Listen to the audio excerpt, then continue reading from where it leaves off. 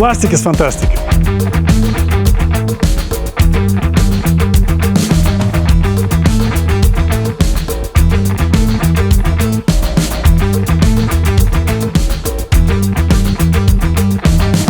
Lietuvos verslas šiuo metu išgyvena nemažai permainų, ypatingai per pastaruosius 5 metus. Tačiau žvelgiant į talentą, į gebėjimus, į technologijas, kurias lietuviški verslai turi šiandien dienai, aš manau ir tikiu, kad esame pasiruošę. Linkiu išlikti tvirtai ir fokusuotis į tai, ką darote geriausiai. Patarimas būtų toks, kad nereikia turbūt laukti paskutinės minutės. Be abejo, tvarumas apsimoka, reikia nedėlioti paskutinę dieną ir tiesiog peržiūrėti pakuočių strategijos, įsivertinti perdirbamumą ir kokius pokyčius reikia daryti, kad tapti tvariais ir įvykdyti tos tikslus iki 30 metų. Paėmus tendencijas, tai nugyvenam šiuolaikiniam pasaulyje, yra sukurtos technologijos perdirbti plastiką toks, koks yra šiandien ir koks bus rytoj.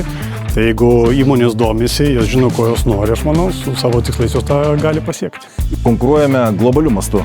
Konkuruojame su Azija pagrindinai ir kuo ilgiau ištempsime prie dabartinės situacijos, tuo bus geriau. Potencialo, energijos tikrai turime, bet kuo mažiau reguliavimo, kuo daugiau laisvių pačiam verslui veikti ir susitvarkyti rinką, tuo bus geriau.